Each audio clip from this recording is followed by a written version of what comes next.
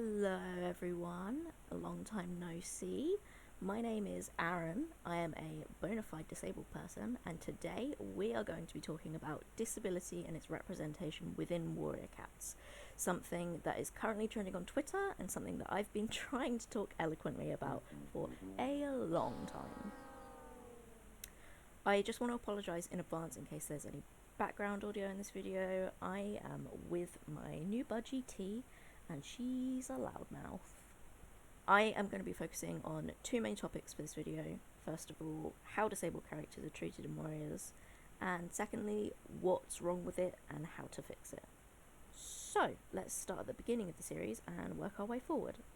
One of the first cats we see as disabled rep in the books is Cinderpelt, or Cinderpaw, or Cinderkit, I guess. Cinderpelt definitely isn't the worst representation we get of disabled characters within the series. Although right after her accident she laments that she feels useless to the clan, she's pretty quickly shown by Yellowfang that that is not the case. However, she serves to set up a couple of precedents for disabled characters in the series that are a bit more questionable. First, that any disabled cat cannot be a warrior, and second, that when writing a disabled character, the Erinyes very frequently choose to have their surrounding characters make decisions for them, often decisions that are unwanted by the disabled character in question. And thirdly, indications that life as a disabled person is less than life as an abled person. So while we're here, let's talk about the elephant in the room. This is a three-legged cat. This is how a three-legged cat in the real world functions. You thinking what I'm thinking? In Warriors, the sentiment is repeated time and again that cats like Cinderpelt, or like this cat, can't be warriors because they can't fight or hunt. And as you can see, that's entirely untrue. There's absolutely no reason that a cat like this shouldn't be able to become a full warrior. If we want to play devil's advocate and say that it puts them at an unfair advantage in a battle, fine, we can say that. But even assuming that that were true, there's no honest reason that you can't have a warrior that focuses more heavily on hunting or training apprentices, since the fights in the series are few and far between in actual daily life. So why is it a problem that a fictional story stretches reality? In and of itself, that's not a problem. The problem is that disabled characters in the series nearly exclusively exist to create plot points like Cinderpelt's accident, and/or to create feelings of pity or guilt for characters around them. There are some rare exceptions to this. I'd point to Deadfoot, who seemingly became deputy just fine, but he gets all of like 2 lines and dies off screen after the first series. Now, I want to be clear, what I'm advocating is not that there should be fewer disabled characters or that disabled stories should not be told. What I am saying is that one of the largest plights disabled people in the real world face is a lack of autonomy, and when you choose to tell stories about disabled characters in which they are forced to entirely change their life course against their will, without anyone attempting to support them in their own goals, you are writing bad stories about disabled people. Cinderpelt had her autonomy taken away not by being disabled by her accident, but because the authors, and by extension the characters around her, didn't consider a cat becoming disabled and then finding ways to reach their goals anyway. On top of that, we have to consider that forcing disabled cats to become medicine cats is more than just forcing them into a certain job pathway. Medicine cats in these books aren't allowed to have kits or mates. When you decide to have a character forced into the medicine cat role in this series, you're also forcibly taking away their permission to have a partner and children. I'm not going to elaborate any further on why this in particular is not just an uncomfortable but frankly unacceptable parallel to real life events that really should have been thought about a long time before these books were published. So, how should we change this? Well, if you want to write a disabled medicine cat, that's absolutely fine. Just like able-bodied people, disabled people have different goals and aspirations.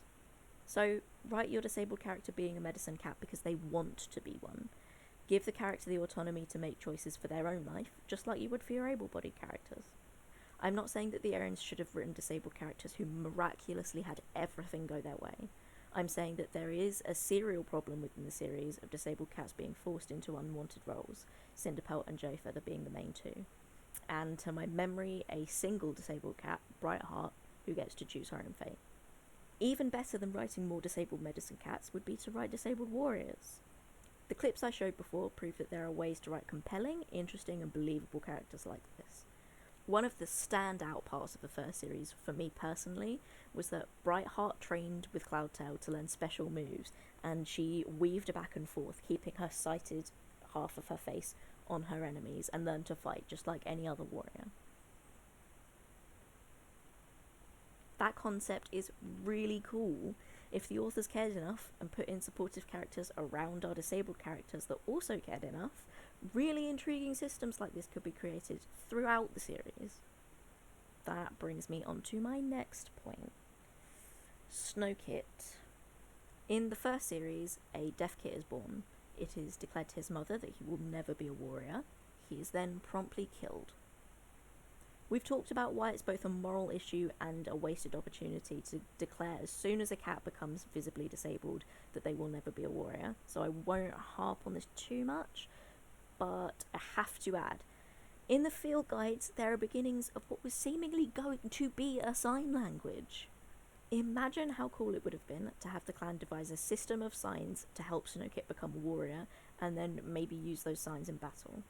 For a series that wants to focus on how cats from different walks of life have to work together and see things from each other's point of view, this would have been so beautifully thematic.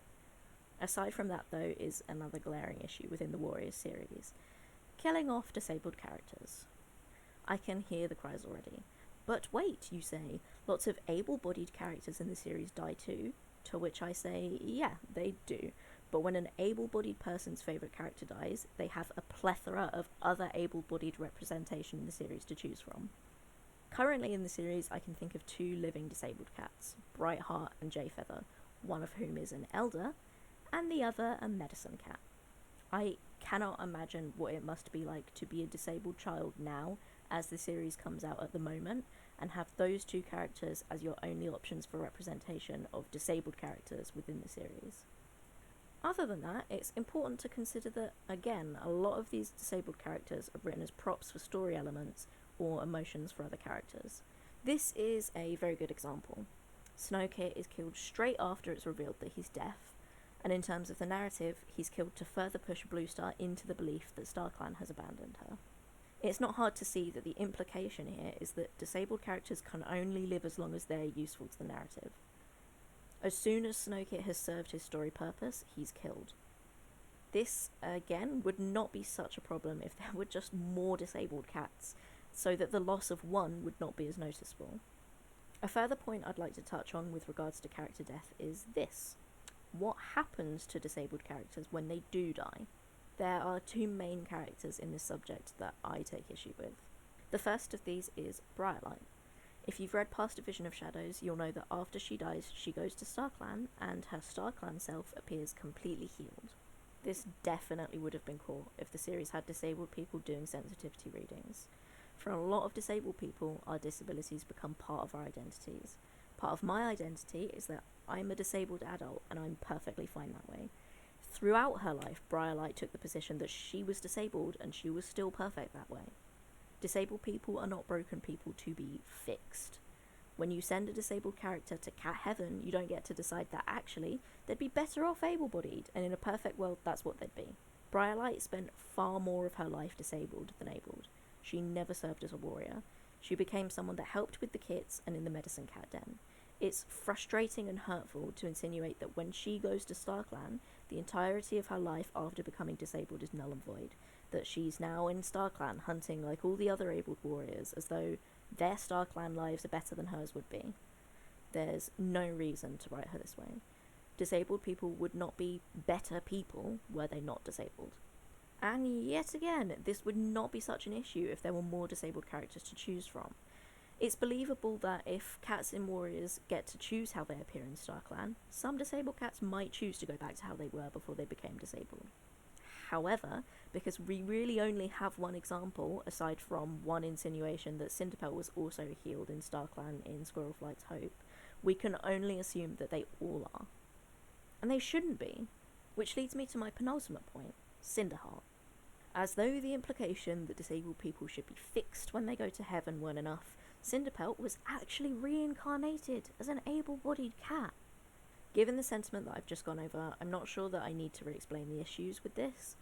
It is wildly disrespectful to imply that Cinderpelt led such an unsatisfactory life purely because she was disabled that she should have a do-over as an abled person. The suggestion here, intended or not, is that a character can't lead a satisfying life if they're disabled, and that right is reserved only for able-bodied characters. Might I add that, as we discussed, the problems in Cinderpelt's life could very well have been solved were she allowed to attempt specialised warrior training.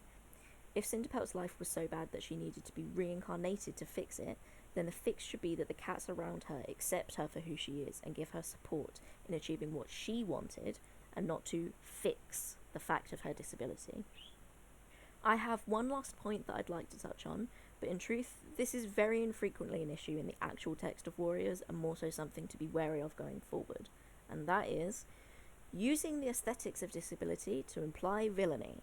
In essence, this issue uses very similar mechanics as queer coding villains, that is to say, suggesting a villain is queer, or in this case, disabled, to accentuate their hatefulness. If you've never heard of queer coding before, or don't understand how it would apply to villains, please go ahead and check out the video Why Are Disney Villains Gay/Queer by Rowan Ellis to get to grips with how it works. As I've stated, to be fair to the Warrior series, there are an overwhelming amount of villains that don't suffer the fault of being coded as disabled. Scourge, Tiger Star, Hawkfrost, Broken Star, Thistleclaw, the list goes on. There are, however, a couple of characters in this vein that are worth discussing. One Eye from Dawn of the Clans, and Snowtuft, Shredtail, and Antpelt from the Dark Forest. When talking about these characters, it's important to make a distinction.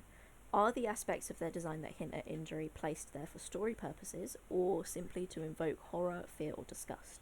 For the Dark Forest 3, I'm going to give this a pass. The implications of the scars is, in my opinion, to show that these cats are ruthless and, get into fights a lot. One Eye, however, gives me pause. On boiling it down to a very simple question, why was he created as a disabled character?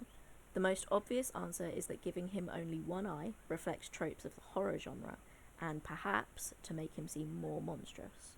If you yourself are creating characters, make sure when designing villains that you ask yourself why you give them different facets. If you've written a disability in purely to make the disabled character seem scarier, you might want to reconsider the types of disabled characters you're writing. So that pretty much wraps up my observations of disability within the Warrior Cat series. It means a lot to have confirmation from HarperCollins that extra action will be taken to avoid ableism in the series in the future. But I truly want to reiterate, you cannot write an interesting or meaningful story about a disabled character without first consulting real disabled people. A lot of the issues that I've covered in this video could be very easily solved by having disabled sensitivity readers on the team, who will catch the, for lack of a better word, sensitivities before they make it into a published book. The removal of a particular ableist line within Squirrel Flight's Hope is a fantastic start, but I would like to see more than a lack of ableism within the series. I want to see more frequent and more truthful representation of disabled characters. Thank you guys so much for watching. There were a couple of characters I didn't get to cover in this video. I love Crooked Star, we need to talk about Longtail and Jagged Peak, so if you have any thoughts about any of those characters, or any of the issues I talked about in this video, please leave them in the comments. Thank you guys for getting this trending on Twitter. It's a really meaningful topic for me, and I know it wasn't for me, but I'm glad to see it, being talked about. Yeah, please like and subscribe, and email HarperCollins and tell them you want sensitivity readers. Okay, bye guys.